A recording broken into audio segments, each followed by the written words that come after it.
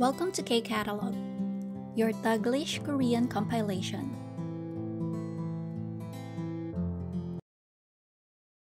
KIIP Level 1 Unit 8 Workbook. So, dito tayo magpa-practice ng natutunan natin sa Unit 8. So, yung mga natutunan natin sa Unit 8 is yung una, mga counters.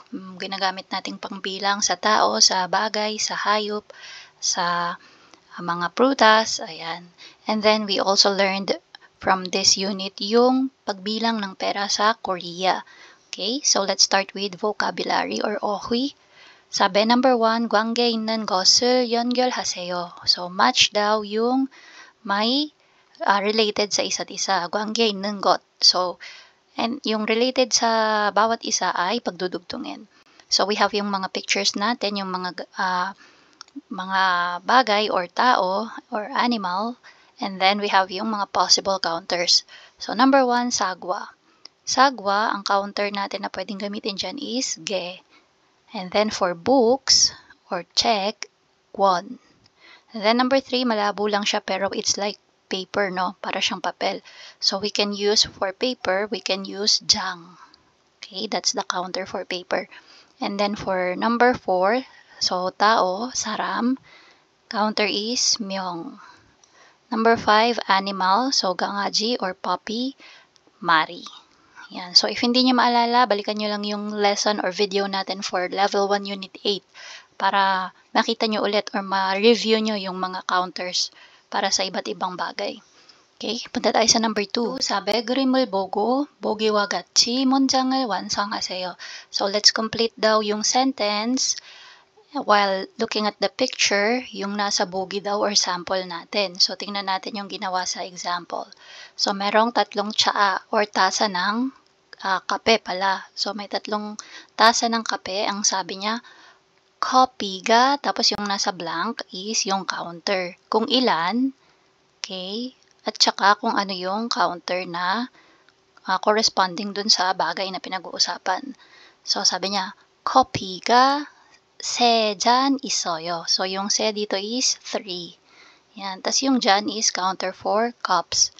Now, number 1, we have cake. Ilan yan? 3. And ano ang gamit natin na counter for cake? Jogak. So, ang sagot natin is cake가 ilan? 3. So, we are going to write se. And then, yung jogak. Jogak. cake가 세 조각 있어요. Number 2, books. Ilan yung books natin? 5. So, 책상에 책이. So, sa table daw, study table, ilan daw yung 책이. So, 5 is 5. Okay. Tapos, ano yung counter for check or books? 권.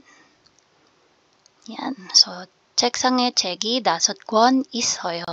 Merong 5 libro sa study table. Tapos, yung isa dito na number 3 is laptop. So, laptop, usually ang tawag nila dyan is notebook. Okay? So, notebook. Ayan. So, ganyan sila laptop, notebook. Notebooki, since meron tayong batchim, notebooki. Tapos, ilan? Isa lang. So, han. Tapos, ano ulit yung counter for gadgets na pwede natin gamitin? De. 한 대 있어요. Yan. So, dito nakaano talaga, no? Blank. Wala, ikaw talaga yung gagawa ng sentence. So, yung ginawa natin, tingnan lang natin maigi yung format ng mga naunang sentence. So, yung pangalan ng iyong noun or yung myongsa mo plus ano yung nandito sa kasunod ng pangalan? Ga. I. So, we're going to add I or ga. And then, yung counter. So, plus yung number, tapos yung counter. Okay, number plus counter kung ilang piraso, tsaka yung counter na dapat mong gamitin. Tapos, yung last part is isoyo. Ayan. So, ayan yung format niya, no? Name nung nung pinag-uusapan na bagay. Tapos, dadagdagan mo, titingnan mo yung pangalan ng bagay if may batchim or wala. So, you're going to add I or ga after mong i-check if may batchim or wala, and then you're going to add yung quantity plus yung counter na corresponding, and then isoyo. Kaya yung sa akin, notebook, yan yung natin, myongsa natin. So, notebook, may batchim. So, yung dinagdag ko, notebooki, ilan, isa, han, tapos yung counter for gadget or machines, ito ay de. Hande, tapos yung last, isoyo. So, gawin ulit natin sa number 4. So, ano yung myongsa natin or yung tawag dito, yung pangalan ng subject natin, yung mga puppies, no? So, gangaji. Gang-aji. May batchim ba? Wala. So, we're going to add ga. Gangaji ga, tas ilan? Tatlo. Se. Tapos, ano yung counter for animals? Mari. Se mari. Tapos, isoyo. Yan. So, that's for number 2. Punta tayo sa number 3. Sabi sa ating instruction, bogi wa gachi ilgo buseyo. So, basahin daw. Ilgo buseyo. Try to read. So, yung number 1 to 5, sasagutan muna natin siya tapos babasahin natin. So, tingnan natin yung example natin. So, 5,873 won. So, paano natin yan babasahin in Korean? 5,873 won이에요. So, yung 8, ayan yun. 8,800. Ito siya. 873. 73. Tapos, won이에요. Okay? So, same. So, tingnan natin yung number 1.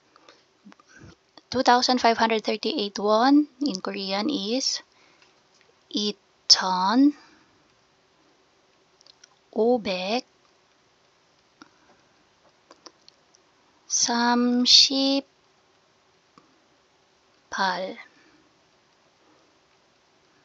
So, 2,538 won이에요. 2,538. Okay? Same. Next, number 2. 13,261.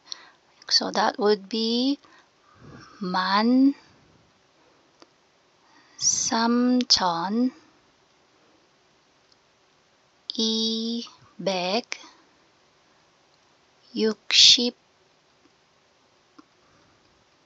won이에요. So, 13,000. Ito siya. 13,000. 200. Ito yan. 200. 60. 60. won이에요. Okay? Same. And then, number 3, 794,851 in Korean is 70 guman. Sorry. Ayusin natin. Guman. 4,850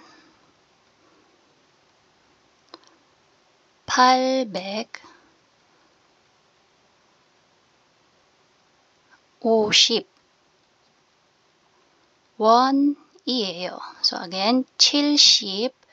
Ito siya. 70. Guman. 4,000.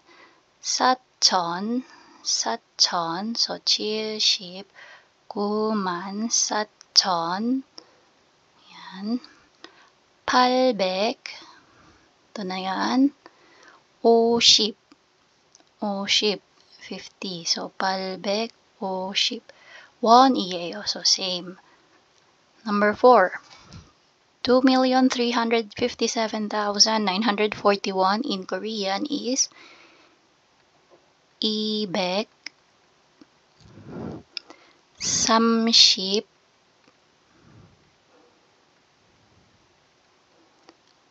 5만 7,940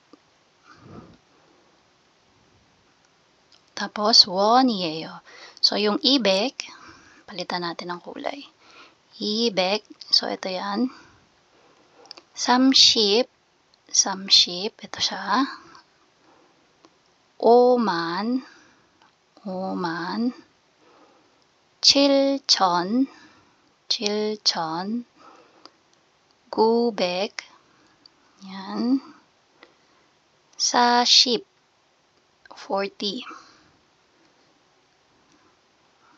So, same, no? 2357, 2357, 940. Ayan. Okay. So, again, that's 237,57,941이에요. And then, number 5, 32,689,901. Yan. Napaka-milyonaryo naman neto. So, yung Korean niyan is, medyo mahaba to, so dulo natin. 3,200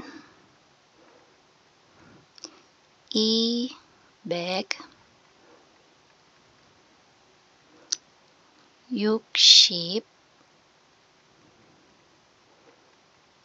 8만 9천 900원이에요. 900원이에요. Okay, so 3,000. 3,000. So, ito siya. 3,000. 200. Number 2. 200. 60. 60. 89,000. So, 8만. Ito yan. 8만. 9,000. 9,000. 900. 900. Tapos wala nang kasunod, no? 00 na siya, kaya nag-end siya sa 900. So, 900. 원이에요. Okay? So, again, if hindi nyo or nalilito kayo, paano nangyari yon, hindi nyo matandaan, or as in wala kayong idea, balikan nyo yung video natin for this one. Okay? Pag binalik ko kasi dito or ni-review ko kayo dito, sobrang hahaba tayo kasi medyo, meticuloso yung numbers, and especially pag sa pera. So, balikan nyo na lang yung ating video for counting money in Korean. So, you can search that on our YouTube channel. So, search nyo lang counting, how to count Korean money. Ayan. So, makikita nyo na yan doon. Or check nyo yung playlist natin sa level 1. So, andun yon.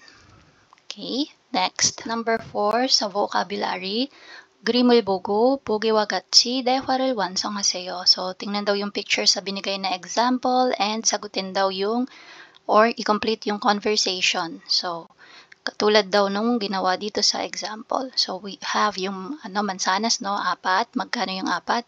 8,901. So, that's 8,900원. Sabi ni Ga, 사과가 얼마예요? How much is the apple, or how much are the apples? And then, sumagot si na 8,900 won이에요. Yan. So, tayo din, try natin.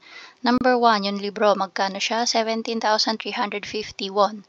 So, yung question, 책이 얼마예요? How much is the book? So, yung sagot natin, gagawin lang natin siyang words. Okay? So, that will be 17,350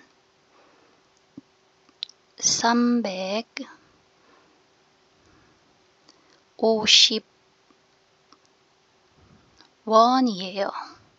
Okay, so again, that's 17,350 원이에요. And then, number 2, yung phone. Magkano yung phone? Sabi niya, 휴대전화가 얼마예요? How much is the phone? Then, yung cost niya is 542,691. So, that is 54,690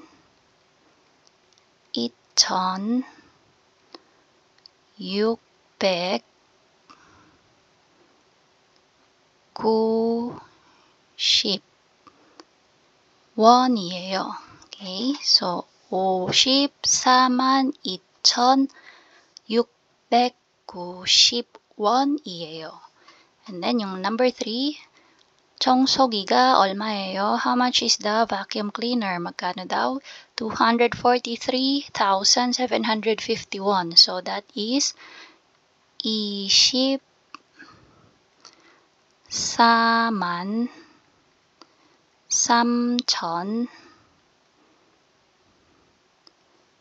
Yusin natin yung chon. 3,000. Chill, dito ko nililagay, no?